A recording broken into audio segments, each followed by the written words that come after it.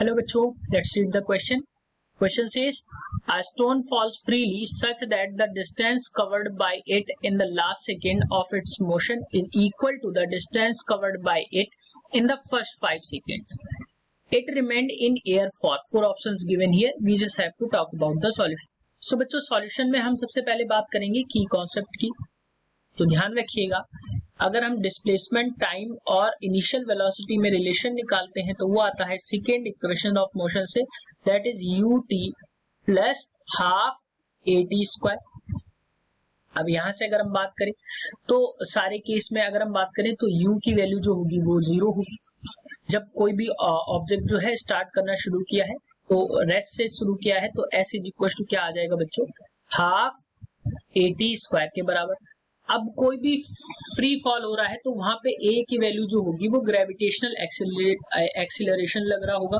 यानी कि अगर मैं बात करूं तो s इज इक्वल टू क्या मिल जाएगा, half G T square.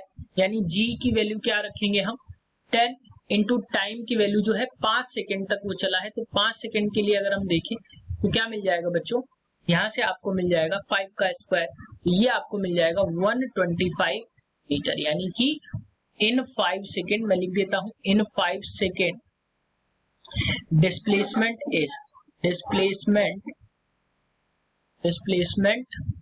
Is s और s की वैल्यू मिली आपको 125 मीटर. अब अगर हम बात करें लास्ट सेकेंड ऑफ मोशन की तो लास्ट सेकेंड में जो डिस्टेंस चलेगा वो कितना चलेगा, तो मैं मान लेता हूं लास्ट सेकेंड की बात कर लेते हैं.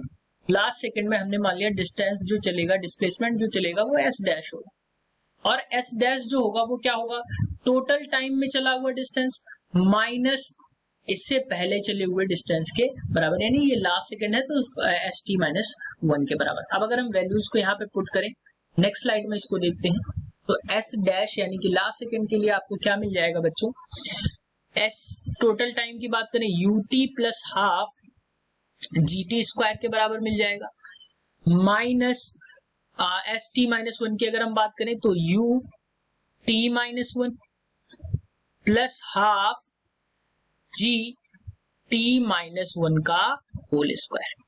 सो बच्चों एस डैश के लिए जब हम इस वैल्यू को सॉल्व करेंगे तो ये आपको मिल जाएगा 1/2 g in bracket t square minus t minus 1 का होल स्क्वायर.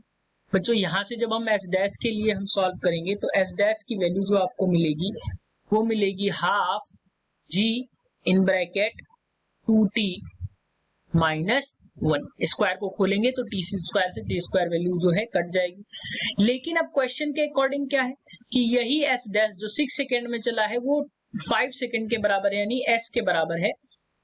ये गिवन है अकॉर्डिंग टू क्वेश्चन. मैं लिख देता हूं अकॉर्डिंग टू क्वेश्चन. तो अब ये वैल्यूज को हम बराबर कर देंगे. यानी s की वैल्यू क्या थी बच्चों, 125 थी.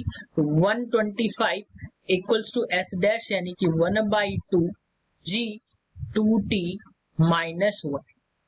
बच्चों यहां से हम सॉल्व करेंगे तो ये आ जाएगा 125 इक्वल्स टू 125 यहाँ पे लिख देता हूं अकॉर्डिंग, और इधर की अगर हम बात करें तो 125 इक्वल्स टू मिलेगा आपको इक्वल्स टू 1/2 जी की वैल्यू रखेंगे 10 और ये 2t माइनस 1. तो ये कट रहा है बच्चों 2 5 जा और ये आ जाएगा आपका 25. सो बच्चों यहां से अगर हम देखें तो 2t इक्वल्स टू जो मिल जाएगा 2t इक्वल्स टू मिल जाएगा आपको 26, तो t इज इक्वल्स टू मिल जाएगा 13 सेकेंड. यानी कि t की वैल्यू जो आपकी आई क्वेश्चन के अकॉर्डिंग हम देखें तो t की वैल्यू यानी जो टाइम की वैल्यू आई वो कितनी आई बच्चों, 13 सेकेंड. सो अगर हम ऑप्शंस की बात करें तो ऑप्शन जो है वो आपका option 2 that is remained in air for 13 seconds. This is the correct answer. Hope you understood it well. Best of luck.